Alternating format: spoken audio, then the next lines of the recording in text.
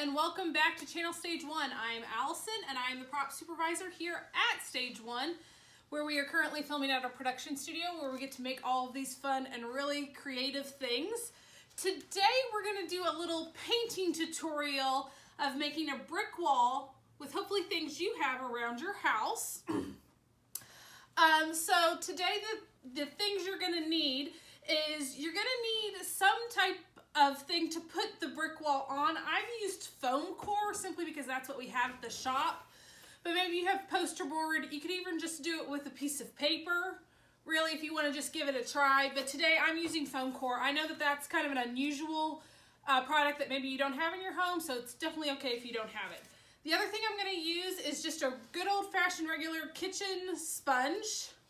This is the one I have, and we're going to cut it up so the shape kind of doesn't matter. We just want this great, like, spongy texture. The next thing I have is scissors, and then I have a bunch of just kind of assorted brown and red paint and some paint brushes, and I've got a paper plate to put my paint on. So the first thing I've done is with my foam core, you want to think about when you look at a brick wall, there's grout in it and what color you want the grout to be. Now I've taken, because spray paint really adheres well to foam core and doesn't mess up foam core too much, so I've gone and I've just spray painted my foam core gray, and as you can see, I didn't make it like a solid. There's kind of light where the white is peeking through with my spray paint. So you can see it's not really like a solid spray paint job, so that there's just a bit of like definition and texture within this. The next thing I'm going to do is I'm going to prep the sponge to make it look like a brick. If you can kind of see, my sponge has like a wave to it, and I don't really want that. That's not how bricks look. Bricks are rectangles. So you're going to go ahead and take your scissors and you're just going to kind of cut and sort of make it look more brick-like. So I'm cutting off the big curve, and I'm just trying to rectangle this up, square it up a little. And it doesn't have to be perfect. I kind of want this shape to be a little organic, not inorganic, but organic. So I'm gonna kind of round the edges so there's not any sharp edges.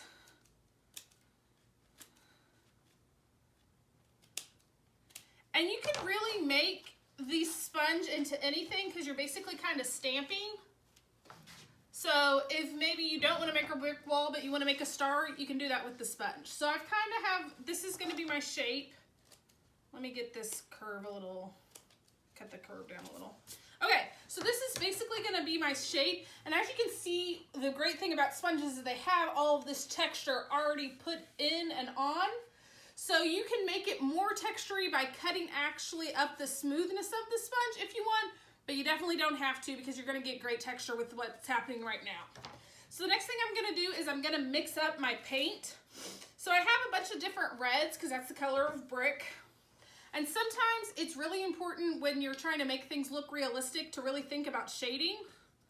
So I maybe want something like a little bit of a darker red as well as a bit of a lighter red to maybe give the contrast, because the brick isn't just red.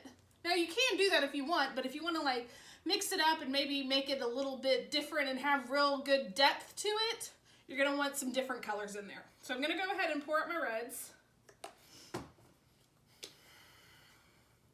And you're going to want to pour out a lot because you got to think I'm going to have to dip my whole sponge into this. I'm gonna go ahead and I've got a brown and I'm gonna mix a brown and a red, so I've got this like really kind of good earthy color going. There we go. And I'm just gonna then go in and grab just kind of a paintbrush to mix it all in together. So again, I'm just looking for like a brownish red. What color you think a brick is, that's the color I'm going for, obviously. And again, because I'm trying to, I've got to do a lot. I'm putting a lot of paint onto my plate. So again, I'm just going to go in with another paintbrush and mix.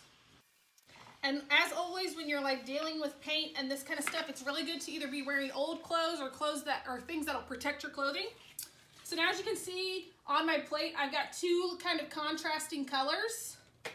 So I'm gonna take my sponge, and again, with this great like spongy textured side, I'm just gonna dip it very lightly in.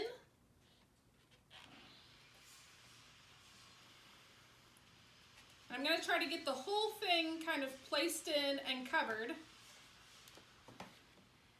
Like that. And then I'm just gonna go ahead and take it right on into onto my foam core. I'm gonna press it down. And so there's kind of one brick, and I'm gonna do I'm gonna go into the exact same color, and I'm gonna do about 3 more. And I'm probably at some point gonna have to stop and make some more of that paint. So you wanna, when you're mixing that paint, and you know you're gonna have to do a lot of it, you're gonna need to remember your proportions so that you can remix your paint. So again, you're gonna be wanting to think about how you look at a brick wall and how big you want your grout lines and where you want those types of things to kind of hit. So as you can see, I've done about 6 stamps. You can kind of see where it's getting lighter because I was running out of paint.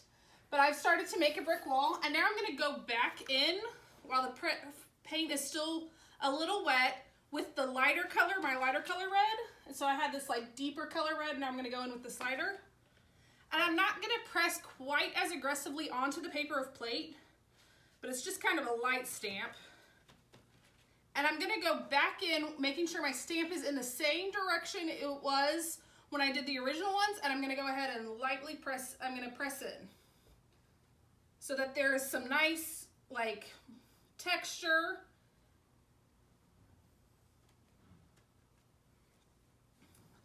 And I'm not pushing as hard as I was on the first batch. All right, so you can kind of see here where I've gone back in with my lighter color red, and it's just given some depth to my brick where I've got some dark areas and I've got some light areas. If you kind of want to, smooth some stuff out, you can go in with a dry brush and just kind of knock some areas down if you need to. And if you want to. I really like the texture, so I'm not going to do that as much. And you don't want to swipe, you want to dab. So you're going to I think the word is stippling. So you're going to stipple in with the paintbrush. Because again, we're wanting that texture from the sponge, that great texture the sponge is giving. We really like that. So we're gonna go ahead and do that with our sponge. We wanna keep that texture up. Now I am not, painting is something that I really have to work at. I'm not a natural painter. That is not the case for other people at our shop. Our scenic charge, that's what we call our painter, Corey Cottle, and our technical director, Carl Anderson, they wipe the floor of me when it comes to painting. They are much better at this, but I'm here and I'm trying my best, and that's all you can really do a lot of times when you're creating art.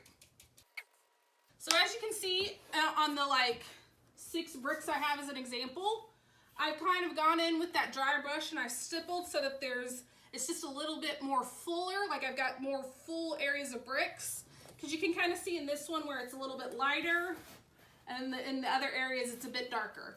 But again, because I'm using the 2 tones, I've got some really great definitions of dark paint and light paint. So I'm gonna go ahead and mix up a little bit more of the dark paint with the brown and the red, just so we can get back to that earthy. And then I think after I do a couple more of the bricks, we're gonna go in with some white, and I can really show you how to highlight. One of the best things and why I kind of always keep mixing on the same plate is that a lot of times I can compare the paint color on the plate to what I've just mixed to see if they're close and in the same range, and I know if I've gotten or not. So that's why I kind of like to keep, also just, I don't want to it's like dirtying up dishes. I don't want to do that too much. But I want to keep seeing if I can compare, and if my reds, if I'm mixing paint, if my tones are in the same spot. Okay. So I'm gonna go back in with this paint, and I've yet to clean this sponge off because I like the different layers of the paint. I'm gonna dip my sponge back in. And I'm gonna just kind of finish more out my bricks. And with the darkers, I'm really pressing down. And when I go back in with the lighter red, I'm not pressing down as hard. And if you really think about how bricks are, you always want to kind of remember that they're a little, all of the grout lines don't always line up. So when you're placing your stencils, you want to kind of remember that you don't want the brick to be all in the same spots. When you think of the rectangles, they always kind of are in a different offset, off-kilter kind of splay. So you really want to remember that when placing your bricks, so it'll look a little more realistic. And don't dip back into your paint too much. Just when you feel like, oh, I can't get any more out, then you want to dip back in. So I'm going to go ahead and dip back in right now with the darker paint. And again, you want to remember to always kind of offset where you think the bricks go. Because you can always, and if you're doing it on a work table or whatever, you can just have the sponge going off on the piece of paper or whatever you're using. All right, so I've done 2 more lines, and now I'm going to go back in with that bright red paint. And again, I don't want this paint, I don't want too much of this paint, I just want kind of just some different areas, because I'm just looking to maybe highlight and have a little bit of texture. I'm not looking for it to be the actual brick. So I'm not pressing down nearly as hard as I was with the other ones. All right, so I've done the highlight. So as you can see with this, I've gone in with the lighter of the red. And so I have just some, different great textures. And then we're gonna go in again with that dry brush. And I'm just gonna wipe off any kind of wetness I felt like I still had. And I'm just gonna go ahead and stipple anywhere that I feel like there's kind of light area. So I'm just kind of going in and stippling it to make it a little fuller. And again, I don't mind the gray popping through even on the brick, because that just again adds more texture to the brick. So now I'm gonna go in with my white paint. Pour a little out. And I'm gonna do the same thing, the same stippling technique with the same brush. And I really like this brush because the bristles are they're not making a perfectly thin line. It's meant to, I really like that I can really stipple well. And I'm just getting just some paint on the tips of the brushes. And I'm in fact, kind of dabbing it off on the plate. And then I'm gonna go in and I'm gonna do that same stippling with the white. And whereas the red, I was kind of trying to blend things out, with the white, I'm just trying to highlight certain areas. So let's say the sun's coming from this area, and so that's where we're gonna try and highlight the brick. And when you feel like the white is maybe mixing a little too much with your red, go ahead and just wipe that off on the paper plate or whatever, and then get some new fresh white paint.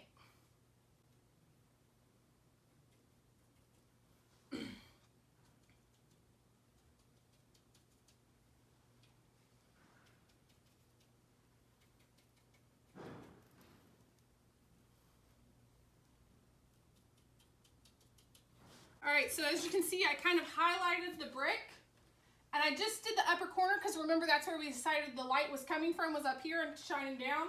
So you can see that this just kind of adds more texture, and it just adds a little bit and making it feel a little bit more realistic. A lot of times, the thing to remember with theater is that I'm not trying to see it up this close. I'm trying to see it probably 10 to 20 feet away. So a lot of times, actually making it look a little fake makes it look more real to your eyes. So I actually feel like this is a pretty good rendition of what brick would look like with the colors we had and the sponge we had. I'm pretty happy with this. Let me know if you tried this. This is a bit more of an advanced craft, and I'd love to see your efforts. Thank you for joining me on Channel StageONE. Tune in tomorrow for another Storytellers at 10 a.m. We are bringing you fun and fresh content every week. And if you like what you see, please follow the link down below and try and donate us, because we believe theater is for everyone, and your support helps us make sure that everyone has access to theater. Thank you guys so much. Have a great day. See ya.